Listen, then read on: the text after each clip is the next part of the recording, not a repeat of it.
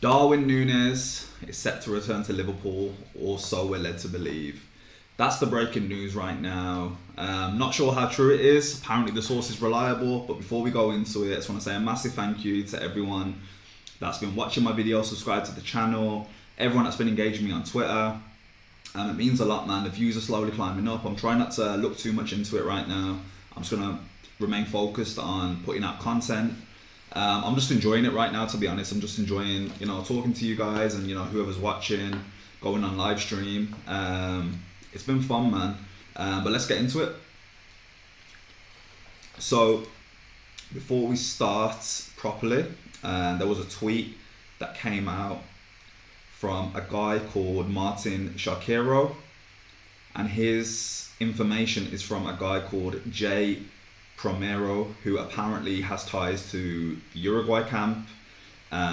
Essentially, he's meant to be there right now with the camp, and was present in Bielsa's press conference apparently.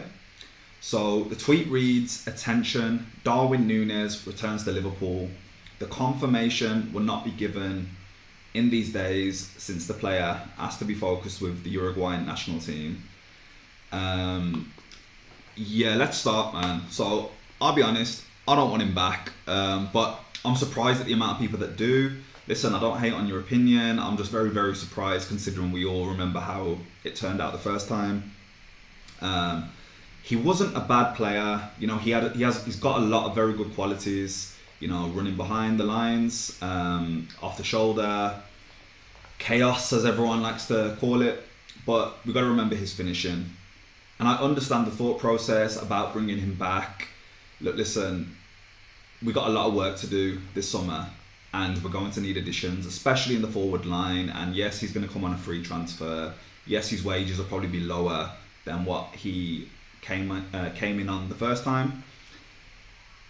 So I understand the thought process, but I think a lot of people are focusing on that. He's going to take Chiesa's role in the squad, but the chances are he's going to get given minutes. He's going to start games of football.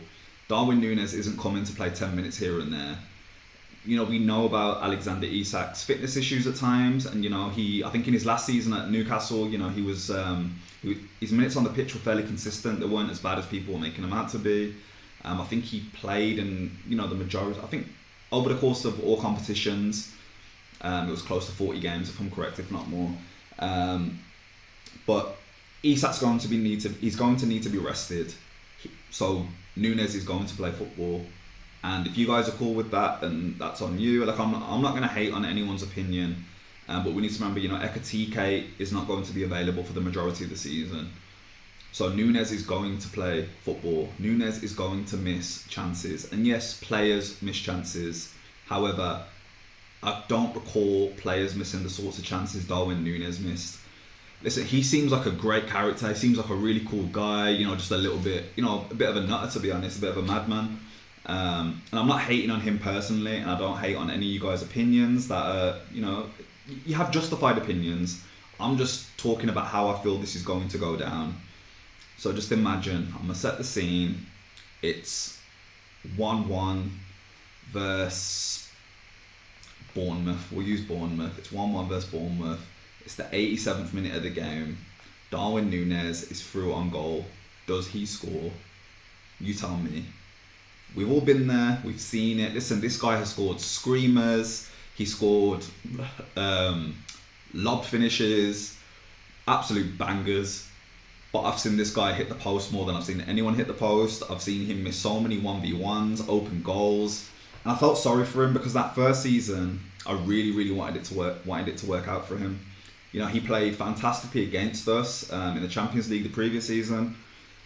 And it seemed exciting at the time because we get excited about transfers. This is what happens. This is how we get drawn in because we watch comps and, we see the lightning pace and we see all the great finishes. However, we don't see many comps of misses. And shout out that page that used to do the last 50 shots or whatever it was. That was a good idea. I'm not sure if they're still going, but that was actually fairly decent idea. And that's where I'm at with the whole Nunez thing. I understand the logic about bringing him back. as a squad option because of his attributes. I just feel like the first time he misses an open goal, the fan base is going to be in a meltdown, especially if the season isn't a season where we're competing. And I'm not saying, listen, we're Liverpool Football Club, we should be going for the league. However, one thing is clear, this is a transitional season for us. It's a transitional summer, a lot of work to do. So I understand the finances behind any possible deal, a free transfer.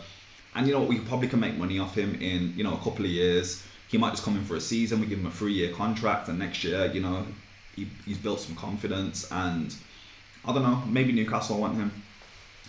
That's where I'm kind of at on it, to be honest. I've not seen a discussion like this split the fan base for quite a while, actually. You know, typically it's always conversations about Curtis Jones and whether he's good enough. You know, we're all pretty in agreement about Cody Gakpo, and there is talks about Gakpo leaving the club. There's, you know, minor reports. A report came out the other day, I think it was from Ben Jacobs, and the wording around it was very familiar to, or very similar to the one that came out around Luis Diaz before he left. So I think the club's open to selling Gakpo. So yes, I get it. And listen, you know, and the thing is, I'm not even trying to talk myself into why Nunez would be a good fit. Like, I'm just trying to see these things from all angles. And, you know, if Gakpo leaves, that means we've got another position in the squad that needs filling. And yes, I understand we're going to need squad additions. And you know what? I hope it works out. If he comes back, I really, really hope it works out. I don't want any player to fail at Liverpool. However, if I feel you're not good enough, then I think it's time to move on. And I'm going to be respectful about it. I try not to slander players. I try not to, you know, shit talk them, call them all sorts of names, all that sort of stuff. But because they play for my club, I want to be respectful. And you know, there's players within the squad right now that I don't think are good enough. But I'm happy for them to move on and be respectful about it. It's okay to shake hands and say, look, listen, it's not quite worked out, or, you know, you might be at a stage in your career where you should explore this. And yeah, and that's where I'm at, to be honest. So I'm interested now to see if this picks up any more legs. You know, is there anybody from the UK that's going to come out, any local journals to, you know, the club are going to come out and report this? It's fascinating, to be honest, and I didn't want this to be the first signing we made. You know, it's been very, very quiet in terms of news from our journals. You know, I've not seen a Paul Joyce tweet in quite a while, or an article. It's been mainly Ben Jacobs and I think David Lynch, because he does a lot of live streams with some other fan channels. So it's mainly those two that and Alex Crook, I think. But you know, from the main sources we normally go to get our, you know, concrete information from, and that's no disrespect to them. Like, I'm not sure how reliable they are. Apparently they do have links to the club, and a couple of them I think are friends with Richard Hughes. So I didn't expect this to be the first bit of breaking news around transfers. I think we're going to find out very shortly if this is accurate, and from everything we're led to believe, it is. You know, the journal that's reporting it, or the guy that provided the information, he's got very close ties to the Uruguay camp, and there's actually a picture of him with Nunez from 2024. I don't know, man. I got a feeling it's actually going to happen. Listen, I'm not happy about it, and if he signs, I'm going to give him the respect that he deserves as a Liverpool footballer. However, I just want you guys to prepare yourself for what having Darwin Nunez in your team means. Yes, we're going to get the good, but we're also going to get the bad. And when it's bad, you know, it's bad. And that's my main concern. Listen, if you told me that if you can guarantee me this guy is going to come in, he's going to score last minute winners, he's developed more consistency to his game, he's got a bit more of a cutting edge, and he's more clinical, then I'm all in. But nothing suggests, there's been nothing to tell me that anything's changed. I think he was struggling to get in the team at Saudi, and that could be for a number of reasons. I don't actually know which team he plays for over there, or did play for. I just think you guys have to be prepared for, you know, the bad that's going to come with this transfer. And I mean that not in a horrible way. I just feel like that's how it's going to go down. But I hope I'm wrong. Well, first of all, I hope I'm wrong that he's not coming back. And second of all, I hope I'm wrong and he actually proves a point this time, if this is true. However, I hope it's not. I'd rather try somebody new. I don't know the last time somebody coming back to a club has worked out in the club's favour. I normally feel like if a player leaves, that should be it. It doesn't normally go well on the second time round. I know there's examples where it has gone right, sorry, but I'm not sure this is going to be one of those. And yes, it's going to be a laugh. We're going to have some, probably going to have some highs, but prepare yourself for the lows as well. But you guys tell me what you think. Do you want Darwin Nunez back at the club? How do you envisage him playing? Do you think he's going to be a squad role? Do you think he's going to start games of football? Obviously, squad players do start games of football, but do you think he's going to be limited to a certain amount of minutes? So I'm interested to hear your thoughts, to be honest. So thanks for getting to the end of the video. It's a short one, I think.